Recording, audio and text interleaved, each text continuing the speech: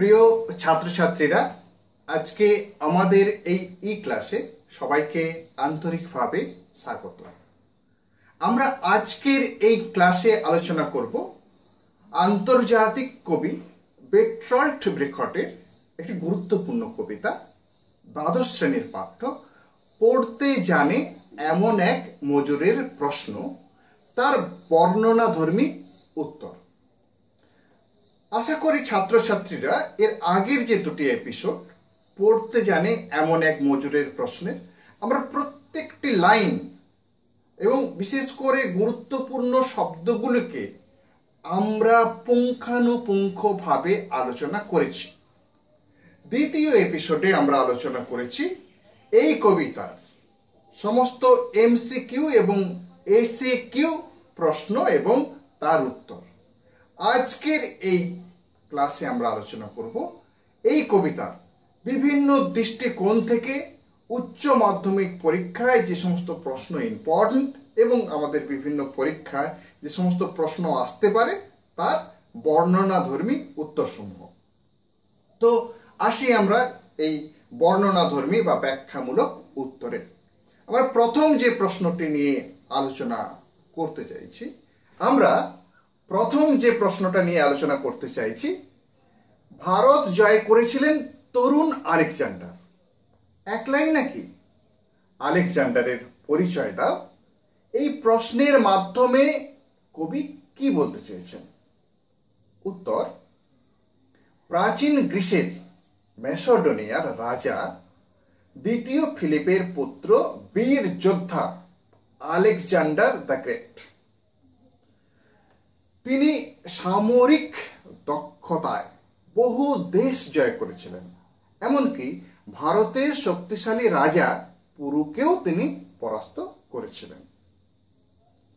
কবি বের্টল্ট ব্রেখট তার পড়তে জানে এমন এক মজুরের প্রশ্ন কবিতায় প্রথাসিদ্ধ ইতিহাসের সীমাবদ্ধতাকে ব্যঙ্গ করেছেন। কেন ব্যঙ্গ করেছেন? আসলে সেই প্রথাসিদ্ধ ইতিহাসে যেমন রাজা রাষ্ট্রশক্তির কথা থাকে, সাধারণ মানুষের কথা এড়িয়ে যাওয়া হয়, মেহনতি মানুষের কথা এড়িয়ে যাওয়া যায়। সেই কারণে তিনি এই উদ্ধৃতিতে ব্যঙ্গ করেছেন। ইতিহাসের ধূসর জগতে যে সকল রাজাদের ক্ষমতা আর ঐতিহ্যের ইতিহাস চিত্রিত, তার পিছনে আছে অগণিত সাধারণ মানুষের রক্ত ঝরানো শ্রমের মূল্য।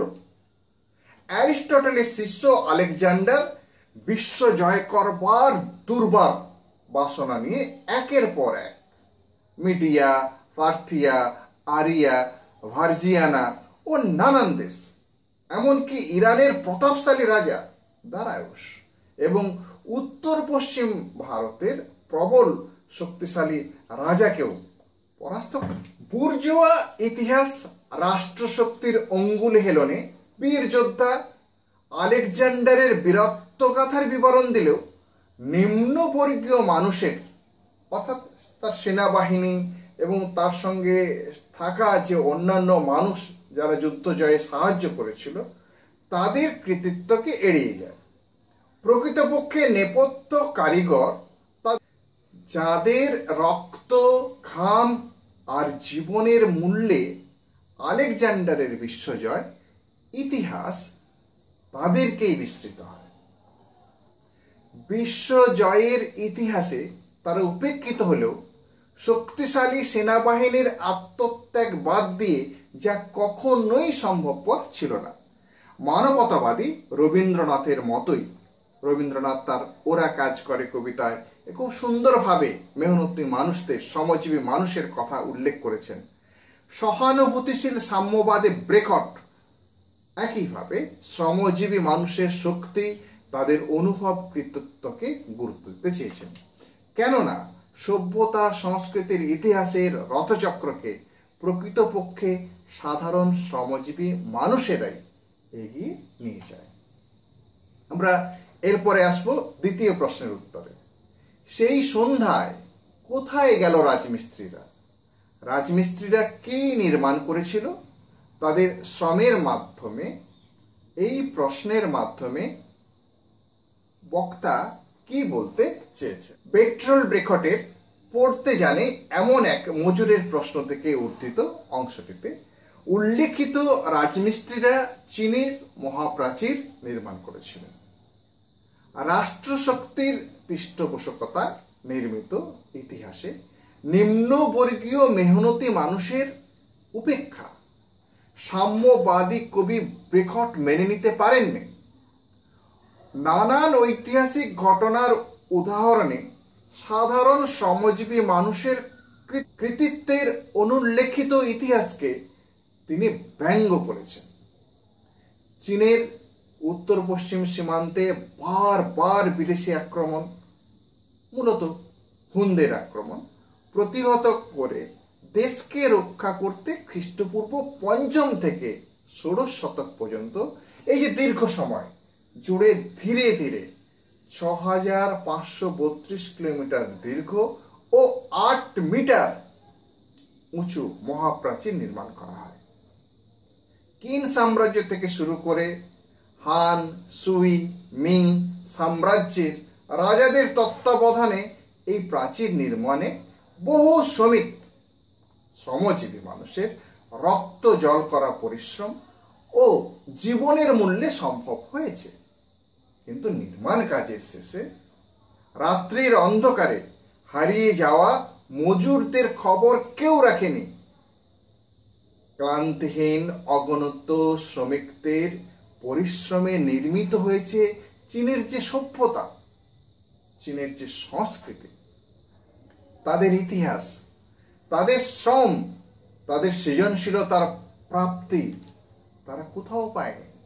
শুধু তাই নয়, 7 দরজাওয়ালা থিপস, সোনা ঝকঝকে লিমা, মোহনীয় রোম, বাইজেন্টিয়াম, আলেকজান্ডারের ভারত জয়, দ্বিতীয় ফেডারিকের 7 বছরের যুদ্ধ জয়, ব্যাবিলনের শূন্য উদ্যান, আর্মাডা কিংবা আটলান্টিসের ধ্বংস ইতিহাস সর্বক্ষেত্রেই কৃতিত্ব বা বেদনা প্রচারিত হয়েছে কেবলমাত্র সম্রাটদের।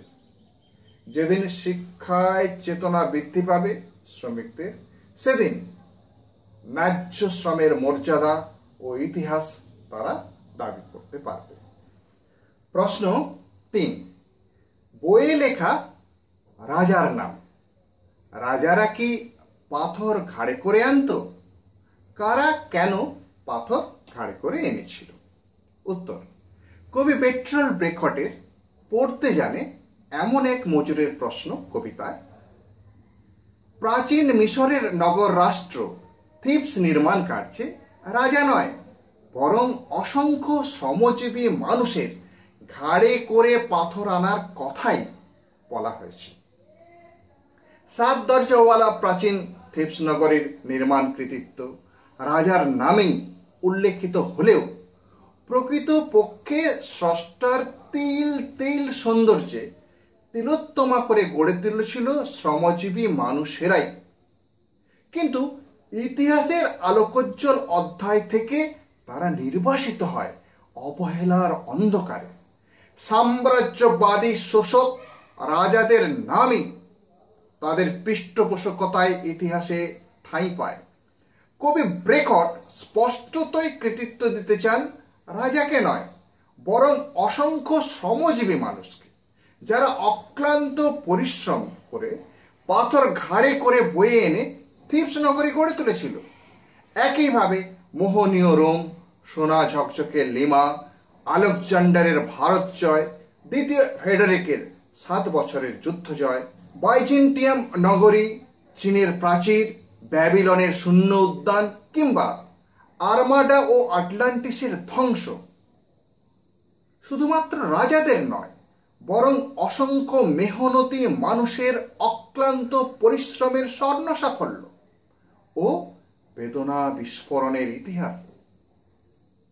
কবি মনে করেন, ইতিহাস অবহেলিত শ্রমজীবী মানুষেরা শিক্ষার পাদপ্রদীপে চিন্তা চেতনায় উন্নত হয়ে উঠলেই তাদের শ্রমের মর্যাদা এবং ইতিহাসের প্রকৃত আসন দাবি করতে সক্ষম হবে।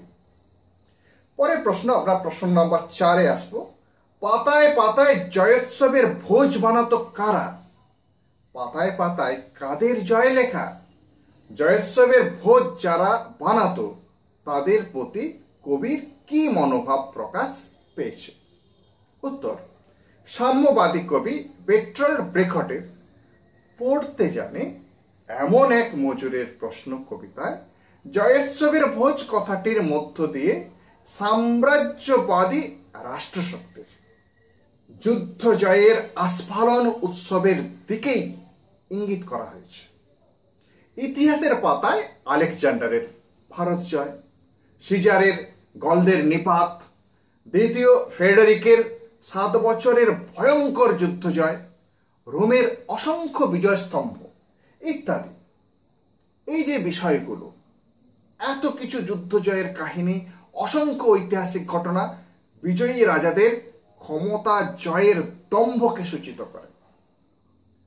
নিজের কৃতিত্ব প্রচার করার প্রয়াসে যুগে যুগে সম্রাট কিংবা রাষ্ট্রশক্তির বাহকেরা বিজয়োৎসবের ভোজে নিজেদেরকে মহান বানাত। সেখানেই সাম্যবাদী কবি ব্রেখট প্রশ্ন তুলেছেন, যারা জীবনকে বাজি রেখে ঘাড়ে করে পাথর বয়ে এনেছিল, বারবার ধ্বংস হয়ে যাওয়া ব্যাবিলনকে আবার তিলোত্তমা করে গড়ে তুলেছিল, কিংবা লিমাকে সৌন্দর্যে পরিপূর্ণ করেছিল, তাদের কারোরই স্থান ইতিহাসের পাতায় হয় না।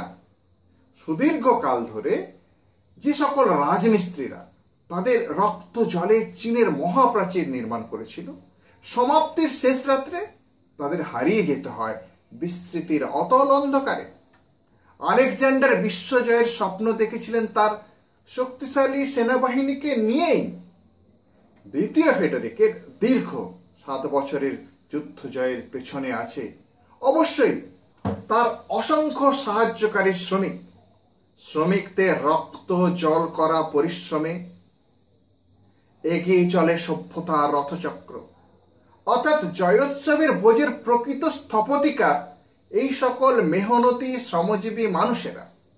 ইতিহাসে তারা মর্যাদাহীন হলেও প্রকৃতপক্ষে ইতিহাসে তাদের অধিকার সম্রাট বা রাষ্ট্রনেতা অপেক্ষা অনেক অনেক বেশি।